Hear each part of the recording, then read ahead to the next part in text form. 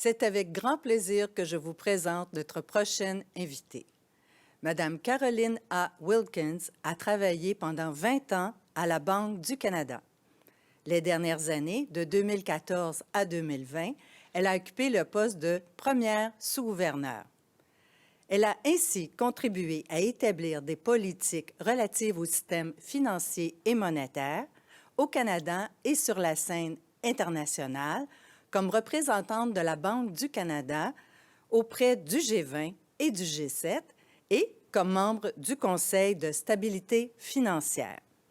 Madame Wilkins est membre externe du Comité de politique financière de la Banque d'Angleterre depuis avril dernier. Elle est aussi membre du conseil d'administration d'Intact Corporation financière depuis février 2021. Et, à compter de janvier 2022, elle occupera un prestigieux poste à l'Université de Princeton, dans l'État du New Jersey, comme Senior Research Scholar. Toutes mes félicitations, Madame Wilkins, et bienvenue, Caroline, à notre rendez-vous annuel. Nous sommes vraiment très heureux de vous y accueillir. Merci, Nathalie, pour l'accueil et aussi pour l'invitation. Ça fait plaisir. Et comme nous sommes impatients d'entendre votre allocution intitulée « À la frontière de l'Ouest, la frontière crypto », sans plus tarder, je te cède la parole. Mais bonjour, j'ai le plaisir aujourd'hui de vous parler des cryptoactifs et de leur écosystème émergent de services financiers. Cette nouvelle frontière a déjà été comparée au Far West et c'est vrai qu'il évoque des images d'anarchie et de bandits dont le but constitue le crime. Mais on ne devrait pas oublier cependant que le Far West accueille également des honnêtes pionniers dont le but est la réinvention et l'expansion. Et on assiste actuellement à une expansion et pas à peu près. Le marché de la cryptographie est passé de seulement 16 milliards de dollars il y a 5 ans à 2600 milliards de dollars aujourd'hui. Et bien qu'il agisse d'une petite part du système financier, ça représente un taux de croissance annuel de 150 %. On sent la réinvention dans l'air aussi. Les pionniers, de la FinTech aux grandes entreprises technologiques, créent de nouveaux marchés et ciblent les marges des services financiers traditionnels. Et savez-vous que le Canada a été déjà foyer des pionniers comme Vitalik Buterin, qui est le cofondateur d'Ethereum? Malheureusement, on est aussi témoin de la criminalité. La majorité des activités illicites liées à la cryptographie sont constituées des escroqueries et des marchés du darknet. Mais on voit que les attaques de ransomware ont augmenté de 300 % l'année dernière. Ça suffit pour nous faire sentir un peu comme Lucky Luke, un pauvre cowboy solitaire et loin de chez lui. Aujourd'hui, j'espère nous aider à nous sentir un peu plus près de chez nous en partageant mon point de vue sur 3 caractéristiques de l'écosystème crypto qui sont pertinentes pour ceux qui dépendent des services financiers efficaces et fiables. Mon premier point est que les cryptoactifs sont le fondement de l'écosystème de financiers émergents. Alors, le premier point à l'ordre du jour pour les régulateurs est de garantir la protection des consommateurs et la solidité financière. À cet égard, il existe des vraies différences, des différences importantes entre les cryptoactifs, ceux qui sont adossés à des actifs, et ceux qui ne sont pas. Mon deuxième point est que les possibilités et les risques s'étendent bien au-delà des cryptoactifs eux-mêmes pour englober la gamme de services financiers en expansion rapide, allant du prêt à l'assurance. Ces services basés sur la cryptographie s'appuient de plus en plus sur des protocoles décentralisés qui s'appellent le DeFi en anglais. Mon troisième point est que l'avenir de cette nouvelle frontière dépend crucialement de la réponse réglementaire et de la vitesse à laquelle le système financier traditionnel se modernise. Il faudra des investissements majeurs dans les paiements nationaux et transfrontaliers, ainsi que dans la gouvernance numérique. Avant d'approfondir, j'aimerais mentionner que les opinions que j'exprime ici sont les miennes. Ils ne reflètent pas nécessairement celles de la Banque d'Angleterre. Alors, commençons par le crypto, qui sont le fondement de ce nouvel écosystème financier. Ça fait déjà 10 ans, c'est vraiment drôle de penser, ça fait plus de 10 ans, mais bon, que le premier cryptoactif utilisant la technologie blockchain a été lancé. Et il a entraîné une vague d'innovation avec aujourd'hui plus de 13 000 cryptoactifs en circulation dans le monde. Certains d'entre eux, comme le Bitcoin et l'Ether, ont des communautés dédiées de sponsors, d'investisseurs, mais il y a beaucoup aussi qui ont un volume de transactions très faible. Les cryptoactifs sont souvent considérés comme une seule classe d'actifs, mais en réalité, ils diffèrent selon qu'ils sont adossés à des actifs ou non et selon leur fonction économique.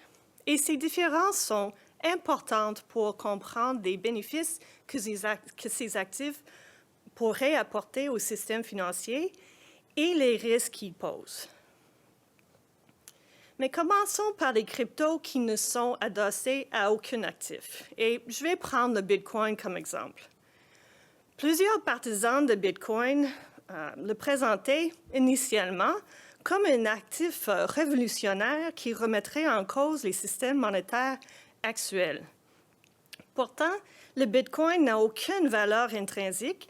Il n'a pas de mécanisme crédible pour stabiliser sa valeur.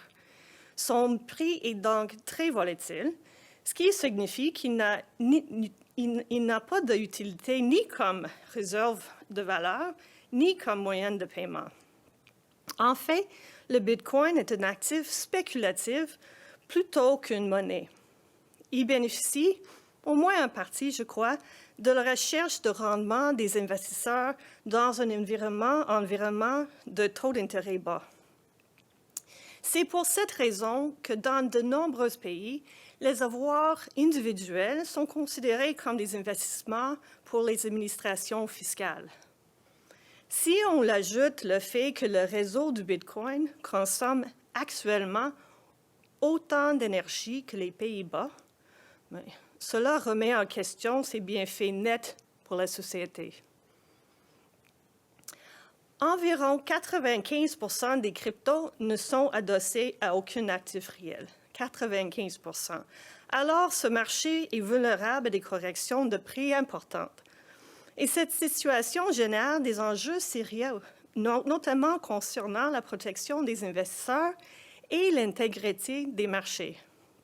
C'est particulièrement le cas dans la mesure où l'exposition des particuliers est en augmentation grâce aux plateformes d'échange comme Binance ou Wealthsimple et aux nouveaux produits financiers comme les ETF indexés aux cryptos. C'est pourquoi les régulateurs du monde entier sont passés au monitoring, à l'action.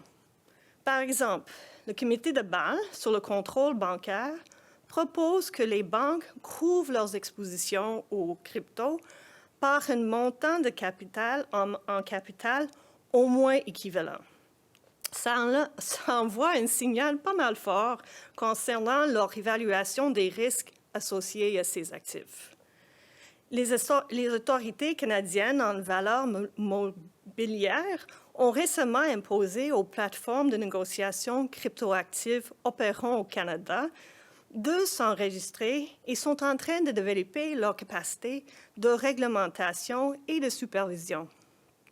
Au Royaume-Uni, les sociétés de crypto doivent se conformer à la réglementation sur la lutte contre le blanchiment d'argent et s'enregistrer auprès de la Financial Conduct Authority. Et ces efforts de régulateurs sont essentiels pour chasser les bandits et aussi de créer un environnement pour que les entreprises pionnières et les investisseurs ont un environnement qui est propice à l'innovation et à la concurrence, tout en atténuant les risques. Pour tenter de remédier à l'instabilité des cryptoactifs de première génération, les pionniers de la tokenisation ont créé des stablecoins. Alors, l'objectif des stablecoins est de maintenir une valeur stable grâce à leur adossement à une réserve d'actifs. Les stablecoins tels que le US Dollar Coin, par exemple, sont encore peu utilisés pour effectuer des paiements traditionnels. Ils servent surtout à investir dans les cryptoactifs ou comme collatéral pour garantir des prêts. En théorie, les stablecoins pourraient offrir des avantages importants d'améliorer le coût, la rapidité et la compétitivité des services de paiement nationaux et transfrontaliers. En pratique, ces avantages ne peuvent se matérialiser que si les stablecoins sont sûrs. Les régulateurs américains ont récemment conclu que le Tether, qui est un stablecoin, avait fait de fausses déclarations concernant l'adossement de ses jetons au dollar. Il y a des questions alors légitimes concernant la qualité et la transparence des réserves d'actifs auxquelles les stablecoins sont adossés. Le comité de politique financière de la Banque d'Angleterre, dont je suis membre, a établi 2 attentes principales pour les stablecoins systémiques. La première est que toute chaîne de paiement basée sur un stablecoin devrait être réglementée selon les normes équivalentes à celles qui s'appliquent aux chaînes de paiement traditionnelles.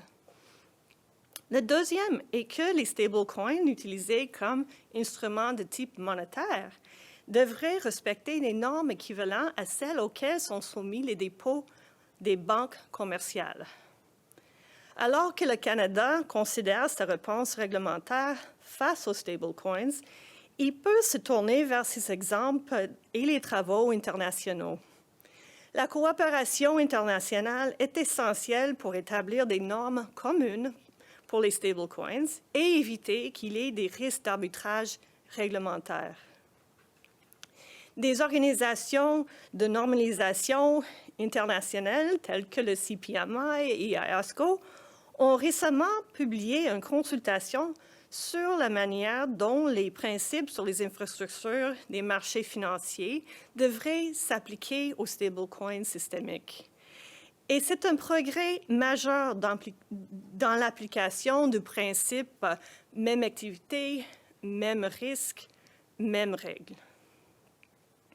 Les stablecoins et les cryptoactifs facilitent le développement d'une gamme de services qui va au-delà des paiements et comprend les prêts, des produits d'investissement et même l'assurance.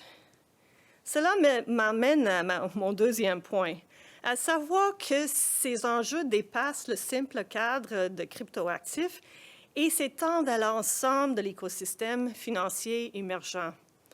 Cet écosystème propose des services financiers de manière centralisée et décentralisée. Et c'est pour ça que vous avez probablement entendu le CeFi, qui est la partie centralisée, et le DeFi, qui est la partie décentralisée.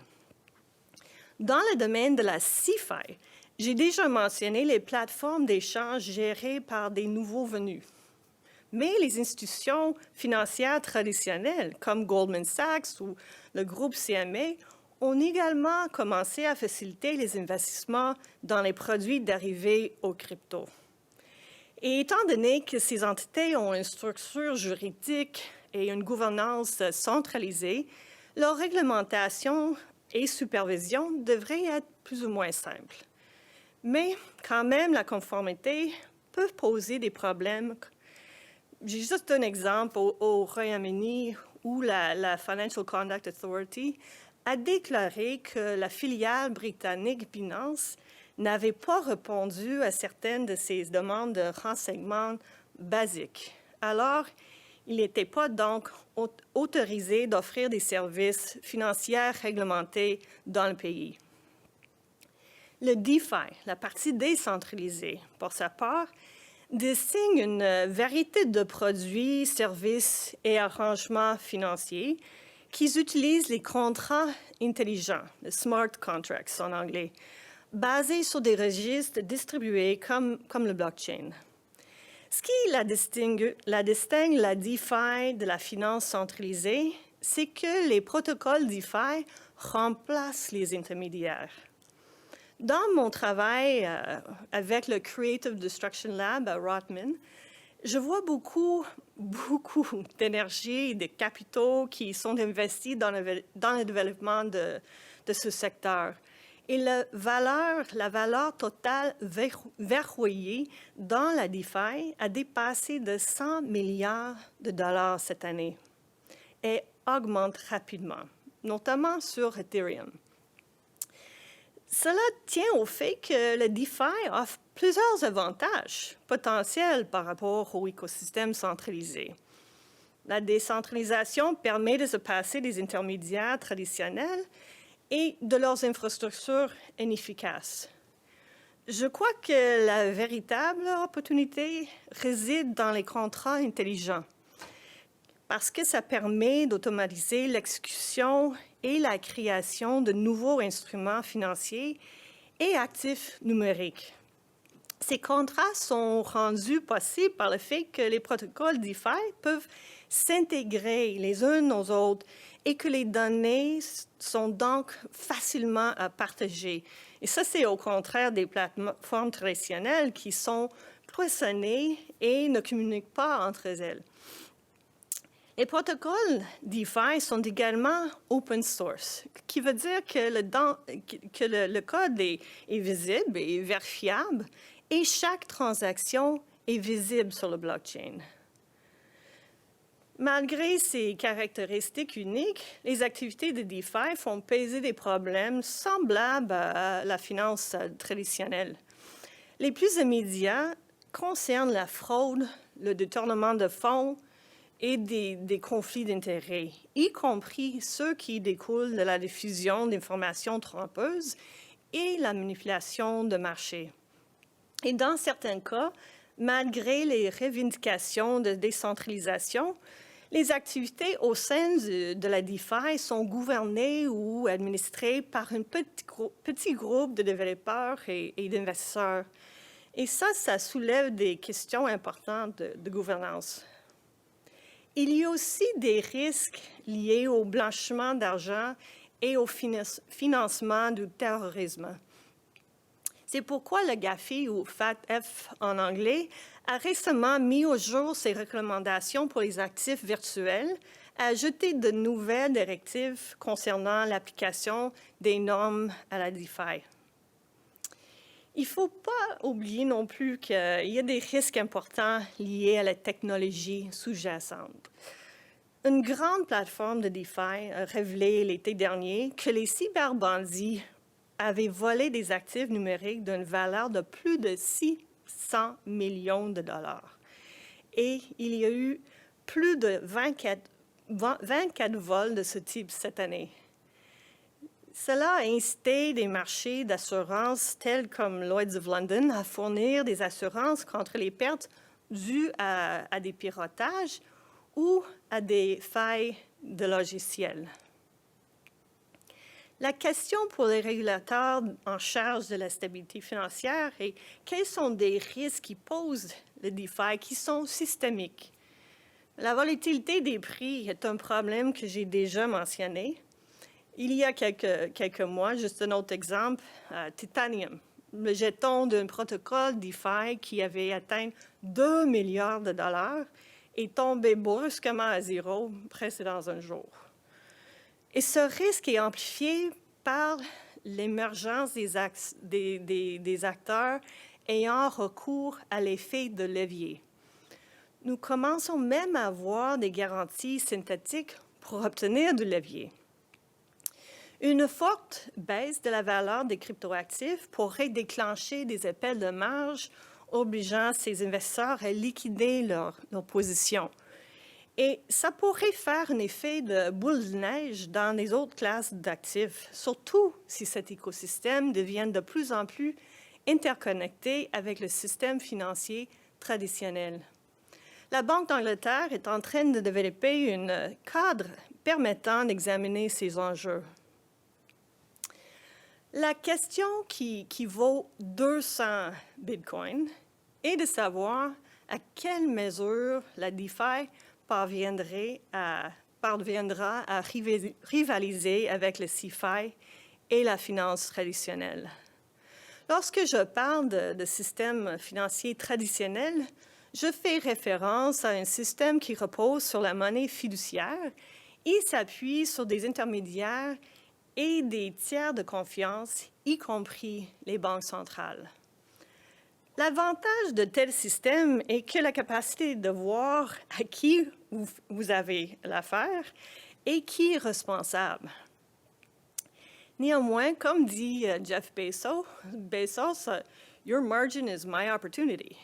Et il est évident que le monde traditionnel ne peut pas éviter de rivaliser sur la qualité des services, les coûts pour les clients et l'inclusion.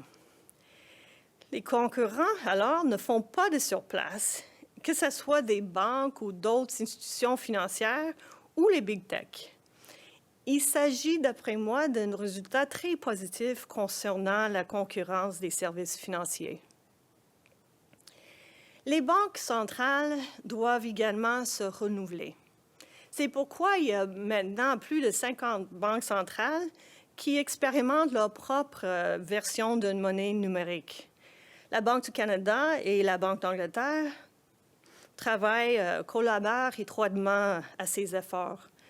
Aucune décision n'a encore été prise dans la plupart des juridictions, y compris le Canada et au Royaume-Uni. Et jusqu'à présent, une grande partie du discours public est centrée sur l'effet possible sur des dépôts bancaires. L'une des inquiétudes est que les monnaies numériques de banque centrale pourraient être plus attractives que les dépôts bancaires. Et ça pourrait augmenter le coût et menacer la stabilité de cette source de financement bancaire.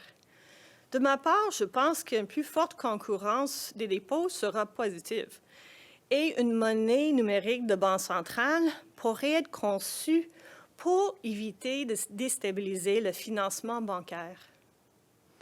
Une question plus profonde concerne l'importance de l'accès universel à une moyenne d'échange sûre. La confiance dans le système financier est fondamentale et constitue donc un bien public. Voulons-nous vraiment que les institutions ou les protocoles privés à but lucratif soient la seule alternative dans un monde moderne? De plus, la monnaie numérique de banque centrale pourrait favoriser les innovations telles que l'argent intelligent. Pour que le système financier traditionnel rivalise avec l'écosystème émergent, les efforts privés et publics devront se concentrer sur 3 piliers. Le premier dont j'ai déjà parlé est un cadre légal, politique et réglementaire pour l'écosystème crypto. Le second concerne la modernisation des paiements tant au niveau national et transfrontalier. Nous avons un besoin urgent de paiements transfrontaliers plus efficaces, y compris les envois de fonds qui coûtent un bras. La porte est grande ouverte pour que les cryptoactifs viennent bouleverser ces marchés. Les autorités internationales et nationales avancent dans leur mise en œuvre de la feuille de route du G20 pour améliorer les paiements transfrontaliers. Et les objectifs ambitieux sont fixés pour 2027. L'amélioration des heures d'ouverture et l'accès direct accru au système de paiement nationaux seront importants pour ces initiatives. Paiement Canada et la Banque du Canada travaillent dessus en ce moment, et la Banque d'Angleterre aussi. Le troisième pilier concerne la mise à jour de gouvernance numérique, y compris une cadre de gestion des données bien articulée, l'ouverture des données bancaires, et ce cadre devrait reconnaître les droits des utilisateurs de services financiers et la protection de leur vie privée. Bien que les banques centrales aient un rôle à jouer ici, le rôle du gouvernement est plus vital. Le RGPD ou GDPR en anglais couvre cela pour le Royaume-Uni et l'Union européenne, mais nous attendons encore au Canada. C'est vraiment bien de voir que les travaux liés à ces piliers sont en cours. En même temps, il y a de nombreux problèmes en suspens et des intérêts divergents. On peut alors demander si des progrès seront réalisés assez rapidement et de façon harmonisée au niveau international. Il est temps de conclure. J'ai dit que les cryptoactifs sont le fondement de l'écosystème financier émergent. Donc, garantir la protection des consommateurs et la solidité financière est le premier ordre du jour pour les régulateurs.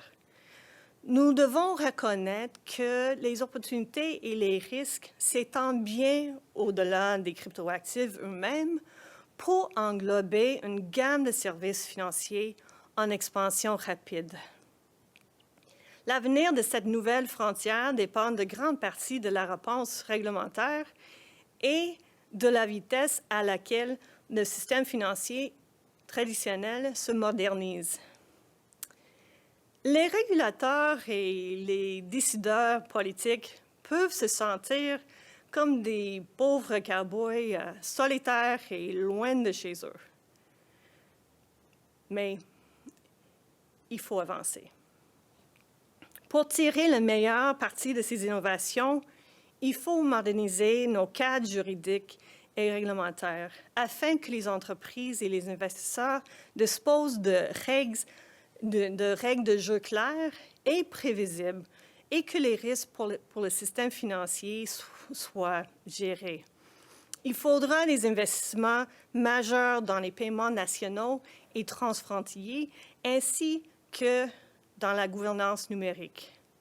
Dans ces conditions, nous pourrons réaliser les promesses de réinvention et d'expansion envers ceux qui dépendent des services financiers abordables et fiables. Merci. Merci, Caroline, de nous avoir dressé un tel portrait des cryptoactifs. Quel éclairage! Notre compréhension s'en trouve nettement plus enrichie. Ce fut un réel plaisir de vous entendre. Merci infiniment. Je vous en prie.